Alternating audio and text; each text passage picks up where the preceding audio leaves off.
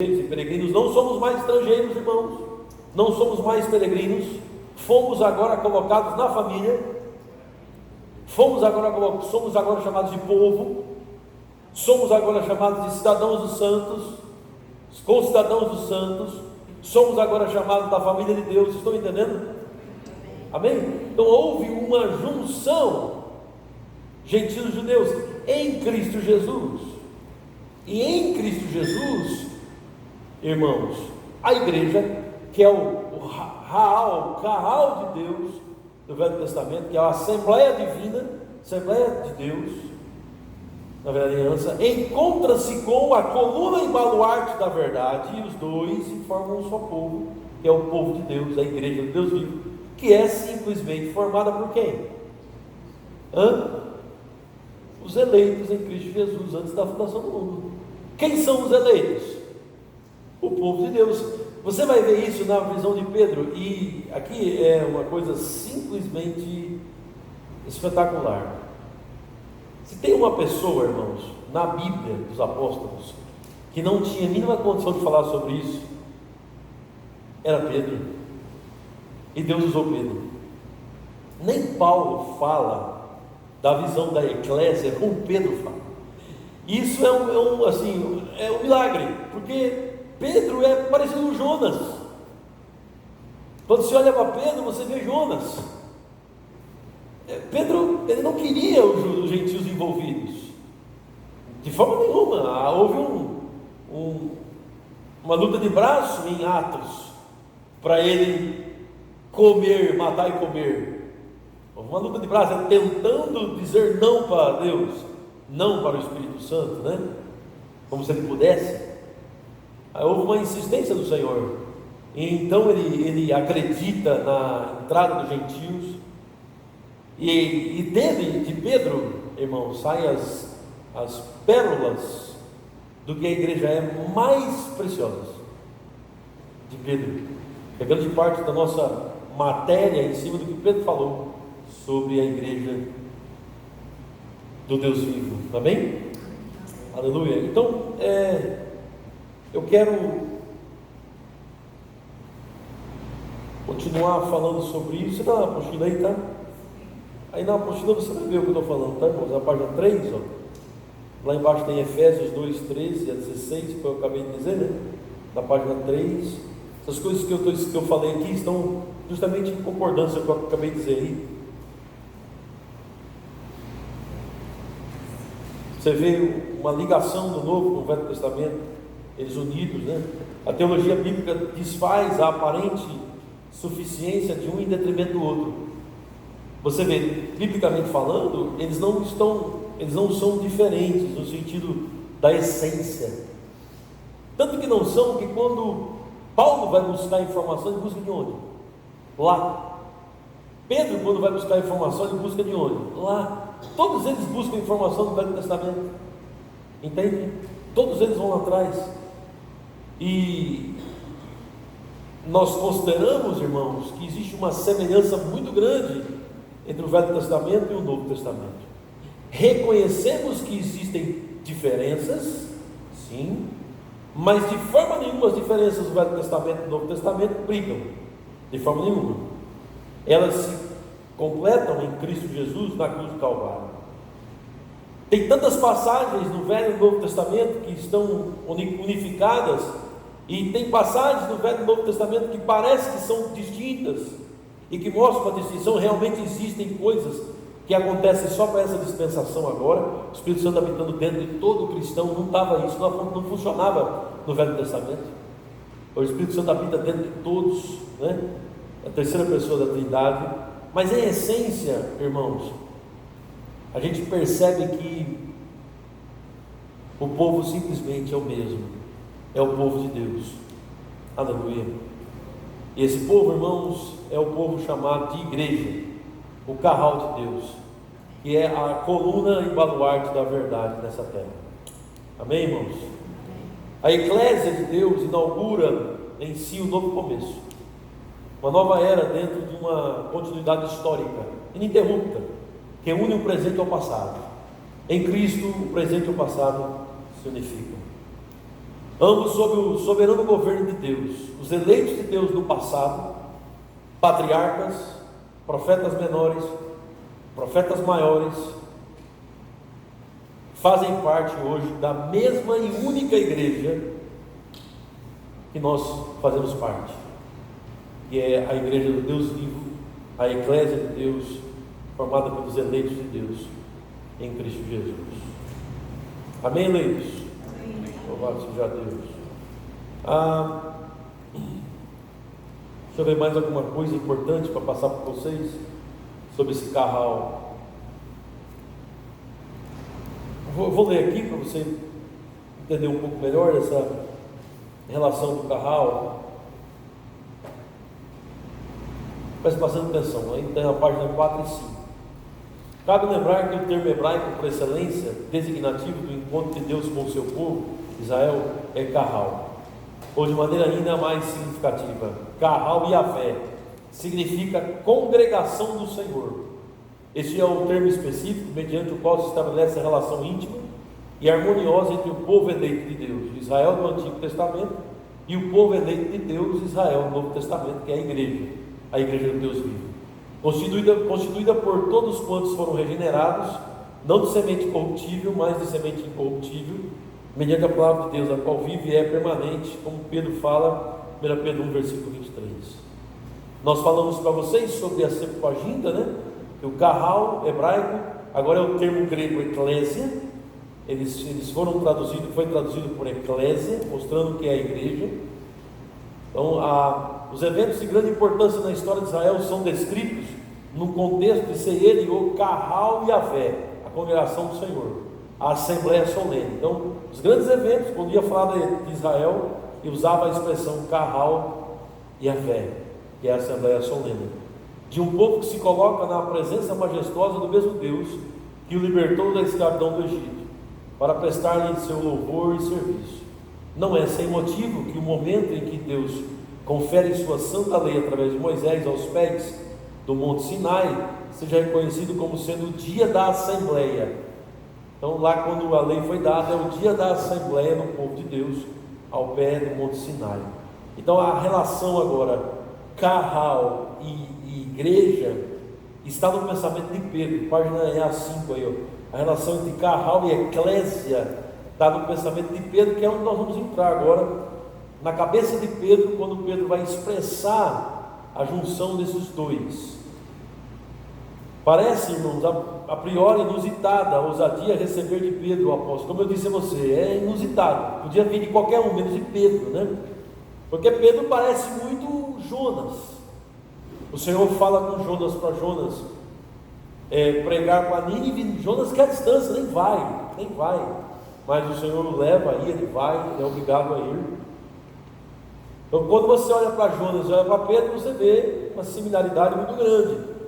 Só que em Pedro você vê uma diferença, porque Pedro se alegra, né? O Jonas, quando a Nínive se arrepende de seus pecados por causa da pregação dele, o Jonas fica triste, mas o Pedro se alegra. O Pedro ficou feliz. Eu quero mostrar isso para vocês. Esse Pedro que é confrontado para entender que a eclésia virou carral, e a carral virou eclésia, tá certo? Vamos lá, Atos capítulo 10 é o texto que afina essa situação. O carral de Deus é a eclésia de Deus, coluna e baluarte da verdade, igreja do Deus vivo, irmãos.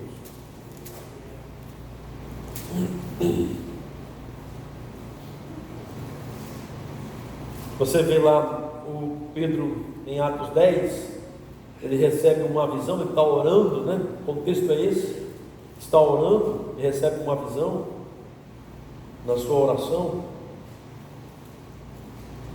e então acontece o seguinte, versículo 9, vamos lá? Estão comigo? Tá? Atos 10, 9. No dia seguinte, indo eles de caminho e estando já perto da cidade, subiu Pedro airado por volta da hora sexta, a fim de orar. Estando com fome, quis comer, mas enquanto lhe preparava a comida, sobreveio-lhe um êxtase. Então viu o céu aberto, tem uma visão em forma de êxtase, e descendo um objeto como se fosse um grande lençol, o qual era abaixado à terra das quatro pontas. contendo toda a sorte de quadrúpedes, répteis da terra e aves dos céus. E ouviu-se uma voz que se dirigia a ele: levanta-te, Pedro, mata e come. Mas Pedro replicou: de modo nenhum, Senhor, porque jamais comi coisa alguma comum e imunda. Segunda vez a voz lhe falou: ao que Deus purificou, não consideres comum. Sucedeu isso por 3 vezes, e logo aquele objeto foi recolhido ao céu. Enquanto Pedro estava perplexo sobre qual seria o significado da visão, eis que os homens enviados da parte de Cornélio, tendo perguntado pela casa de Simão, pararam junto à porta e, chamando-lhe, indagavam se estava ali hospedado Simão, por sobrenome Pedro. Enquanto meditava Pedro acerca da visão, disse-lhe o Espírito: estão aí 2 homens que te procuram. Levanta-te, pois, desce e vai com eles, nada duvidando, porque eu os enviei. E Pedro, descendo para junto aos homens, dos homens, disse: aqui me tendes, sou eu a quem buscais. A quem viestes? A que viestes? Então disseram: o centurião Cornélio, homem reto e temente a Deus, e tendo bom testemunho de toda a nação judaica, foi instruído por um santo anjo para chamar-te à sua casa e ouvir as tuas palavras. Pedro, pois, convidando-os a entrar, hospedou-os. No dia seguinte, levantando-se, partiu com eles. Também alguns irmãos dos que habitavam em Jope foram em sua companhia. No dia imediato entrou em Cesareia. Cornélio estava esperando por eles, tendo reunido seus parentes e amigos íntimos. E aconteceu que, indo Pedro a entrar, lhe saiu Cornélio ao encontro e, prostando-se-lhe aos pés, o adorou. Mas Pedro levantou, dizendo: ergue-te, que eu também sou homem. Falando com ele, entrou, encontrando muitos homens, muitos reunidos ali, a quem se dirigiu, dizendo: vós bem sabeis que é proibido, olha só, eu não comi nenhuma coisa comum e imunda. Quando Pedro diz: eu nunca comi coisa comum e imunda, Pedro está dizendo: é proibido ter contato com gentios. Essa é exatamente a interpretação. É proibido, não pode. Judeus, gentios não têm acesso. Entenda, irmãos, a ordem de Jesus foi ir por todo mundo, pregar o evangelho a toda criatura. Eles não estão pregando, não estão. Eles não estão cumprindo a ordem de Jesus. Eles estão fechados no judaísmo ainda. E Deus faz isso para que Pedro seja despertado. Vós bem sabeis que é proibido ao judeu juntar-se, ou mesmo aproximar-se de alguém de outra raça. Olha só a situação. Não pode nem ficar perto. Era proibido. Quanto mais pregar o evangelho, falar de Jesus e chamá-los de congregação de Deus. Aí o negócio complica, né? Aí piora tudo. Mas Deus lhe demonstrou que a nenhum homem considerasse como um imundo. Ou seja, Deus já está falando com Pedro naquela visão: não considere nenhum homem como um imundo, vá. E Pedro foi. Por isso, uma vez chamado, vim sem vacilar. Pergunto, pois, por que razão me mandar chamar? Respondeu Cornélio: faz hoje 4 dias que por volta dessa hora estava eu observando a minha casa, a hora da 9ª da oração, e eis que se apresentou diante de mim um varão de vestes resplandecentes e disse: Cornélio, a tua oração foi ouvida e as tuas esmolas lembradas à presença de Deus. Manda, pois, alguém a Jope a chamar de Simão, por sobrenome Pedro. Acha-se esse hospedado em casa de Simão, curtidor, à beira-mar. Portanto, sem demora, mandei chamar-te, fizeste bem em vir. Agora, pois, estamos aqui na presença de Deus. Isso é Rahau. Estamos aqui na presença de Deus, o Todo-Poderoso. Na Assembleia solene queremos ouvir Deus. Aleluia. Aqui está a igreja, Pedro, prontos para ouvir. Isso é exatamente o que Israel fazia no Velho Testamento. Se juntava à presença de Deus e ficava pronto para ouvir a voz de Deus. A mesma coisa que acontecia em Israel aconteceu agora na entrada dos gentios, através do ministério do apóstolo Pedro. Como igreja, isso é poderoso, isso é glorioso. Isso aqui foi um marco na vida dos discípulos, irmãos. Pedro foi um grande ministro que defendeu isso, para que a igreja, gentios, fossem anexados e aceitos. Um marco isso, para ouvir tudo que foi ordenado da parte do Senhor. Então falou Pedro, dizendo: reconheço por verdade que Deus não faz acepção de pessoas. Ou seja, é uma igreja só, a igreja do Deus vivo. Deus não faz acepção de pessoas. Aleluia. Não é só Israel, não é são só judeus. Também existem eleitos no meio dos gentios. Amém? E aí ele começa a pregar, e vós conheceis, o Espírito Santo desce sobre eles. Começa um monte de gente a falar em línguas, vê o que aconteceu em Atos capítulo 2. Aquilo é um marco, e é poder de Deus. As pessoas são batizadas no Espírito Santo, são cheias. E aí Pedro é chamado para conversa.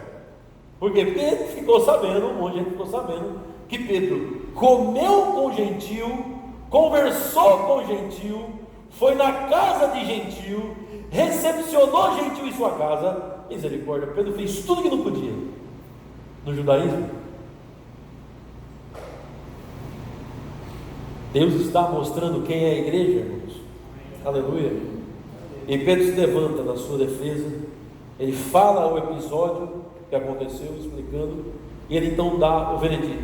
Atos 11, ele dá o parecer final, versículo 16. Então me lembrei da palavra do Senhor. Atos 11, 16, Pedro disse: então me lembrei da palavra do Senhor quando disse: João na verdade batizou com água, mas vós sereis batizados com o Espírito Santo. Pois, se Deus lhes concedeu o mesmo dom que a nós nos outorgou quando cremos no Senhor Jesus, quem era eu para que pudesse resistir a Deus? Quem sou eu para resistir à entrada dos judeus como igreja, como o halal de Deus? Quem sou eu?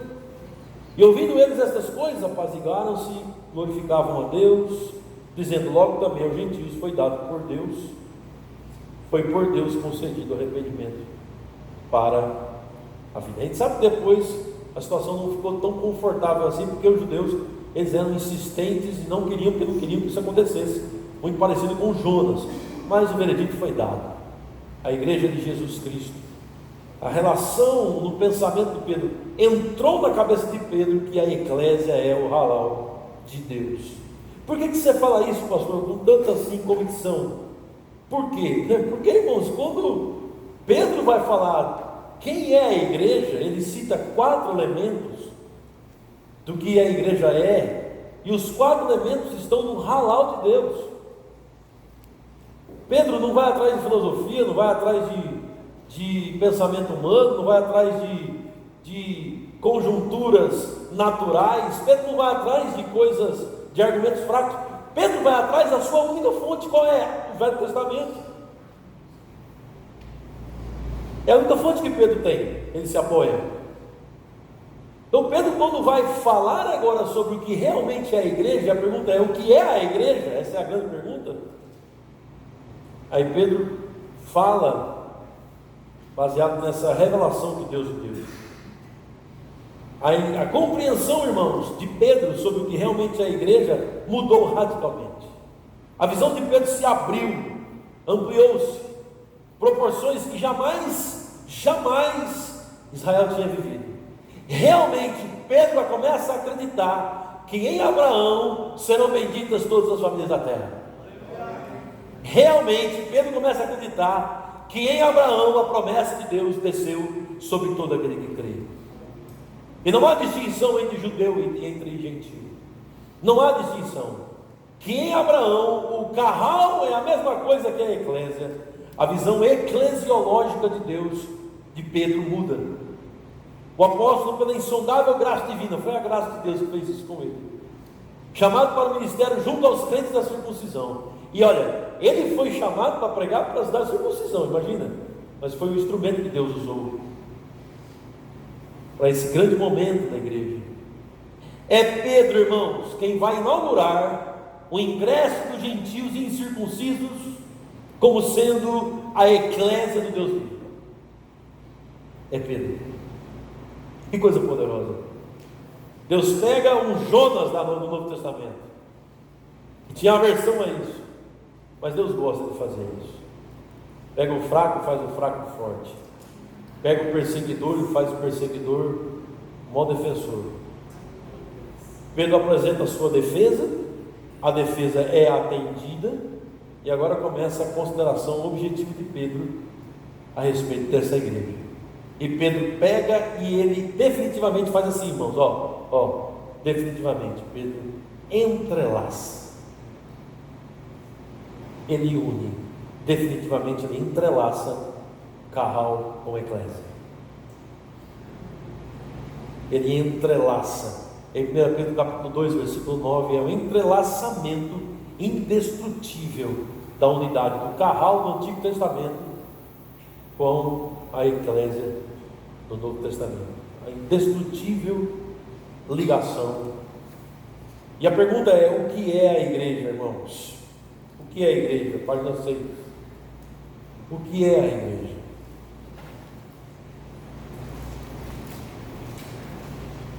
Paulo já dizia: coluna e baluarte da verdade. Paulo já dizia: casa de Deus vivo. Paulo já dizia: é a igreja de Deus. E Pedro faz uma das colocações mais poderosas, definições mais poderosas sobre o que é a igreja. Pedro desdobra a intenção em 4 proposições. É o que nós vamos trabalhar agora. Intervalo depois do intervalo. Pedro vai desdobrar a unificação da igreja em 4 proposições, essencialmente teológicas. Como eu disse, Pedro não vai atrás de argumento de filosofia, não vai atrás de sociologia, não vai atrás de psicologia, não vai atrás de expressão cultural humana. Pedro não vai atrás de nada, a não ser da fonte que ele tem, que é o Velho Testamento. E no Velho Testamento ele pega 4 proposições, para que através dessas 4 proposições teológicas, é isso que eu quero mostrar para vocês, Pedro vai atrás de teologia para falar o que é a igreja, o que é a eclésia. O interesse de Pedro é teológico, permanecer inteiramente no terreno da fé. Pedro não quer sair da fé, Pedro quer ficar na fé. O seu interesse é esse, Deus o guia para isso. A igreja na correta relação com o seu Criador e seu Senhor. Você nota que o apóstolo Pedro menciona 4 proposições que identificam a real natureza da igreja. Não cria algo absolutamente novo. Você poderia dizer assim: o que é a igreja? Pedro vai e cria algo novo. Não é nada novo. Nada, é uma continuidade. Ela já existia. Estão entendendo, irmãos? Ela é formada pelos eleitos, tanto que as 4 proposições de igreja são proposições do eleito do Velho Testamento. Não cria algo absolutamente novo, procedendo de sua imaginação, de suas inovações teológicas, não. Pelo contrário, Pedro volta no passado histórico de quem? Do povo de Israel. Pedro vai para o passado histórico do povo de Israel e puxa lá do povo de Israel o Deuteronômio e reencontra as verdades do Antigo Testamento, sua fonte de conhecimento. Então ele começa a aplicar o que? Carral e Avé, a congregação do Senhor. Ele começa a aplicar a congregação do Senhor como sendo a eclésia de Jesus Cristo no Novo Testamento. E ele faz isso de uma forma poderosa em 1 Pedro capítulo 2. Quero que os irmãos abram lá.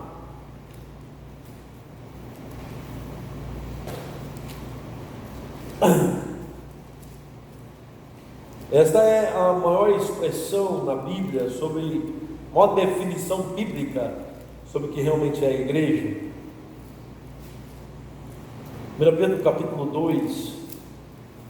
Esse texto começa no versículo, não começa na verdade no versículo 9.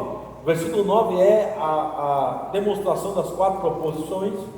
Esse texto começa na verdade lá no capítulo 2, versículo 1. E se você estender mais ainda, que seria correto, começa no 1, versículo 2, que ele fala sobre os eleitos segundo a presciência de Deus, santificados pelo Espírito Santo e para a obediência da aspersão do sangue de Jesus. Então Pedro puxa da onde? Ele puxa aonde realmente é para puxar. Antes da fundação do mundo, ele escolheu um povo, onde nesse povo, onde este povo é santificado pelo Espírito Santo, e onde esse povo tem o sangue de Jesus aspergido sobre ele. Esse povo, segundo Pedro, também é chamado de forasteiros. Estão comigo, irmãos? Forasteiros, estão dispersos, são os eleitos de Deus, que é o capítulo 1, versículo 1, 2 de 1 Pedro. Aí no 2 ele fala sobre os crentes como casa espiritual, 1 Pedro capítulo 2, e ele entra falando que nós somos pedras vivas, aleluia, e oferecemos a Deus sacrifícios vivos. Jesus é a pedra principal dessa construção, nós somos as pedras vivas, somos edificados como casa espiritual de Deus para sacerdócio santo. Irmãos, olha aqui, tudo isso é velha aliança, irmãos, 100%. Ele está citando as verdades do carral de Deus na velha aliança, 100%. As expressões todas são tiradas de lá. O templo de Deus, a igreja de Deus vivo, Jesus, ele é a pedra principal, e a igreja, pedras que vivem, santuário de Deus, a casa espiritual de Deus, o sacerdócio santo. Ele está relatando, e essa igreja que somos nós, essas pedras, oferecem a Deus sacrifício de louvor por Jesus Cristo, como está escrito: Jesus Cristo foi colocado em Sião como pedra angular, pedra de esquina, rejeitada pelos pecadores, mas aceita por nós. Ela veio a ser pedra principal, pedra de tropeço, pedra de ofensa para aqueles que não creem, mas para nós, a igreja do Deus vivo, é a pedra principal, a pedra de esquina. Estamos fundamentados em cima desta pedra. Pronto. Depois que ele coloca o fundamento da igreja como sendo o templo de Deus, o santuário de Deus vivo, ele vai e cita 4 proposições sobre essa igreja. No versículo 9 ele diz assim: olha, vós porém sois. O que é a igreja, irmãos?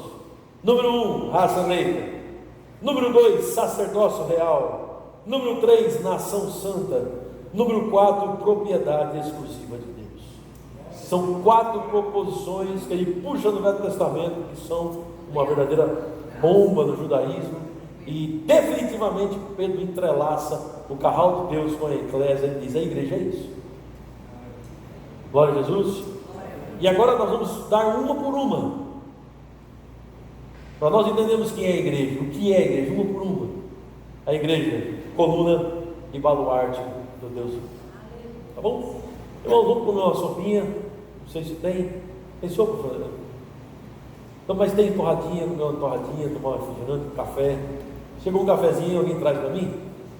Pagar a mensalidade, comprar livro. Deus abençoe vocês. Nós voltaremos em 30 minutos, né?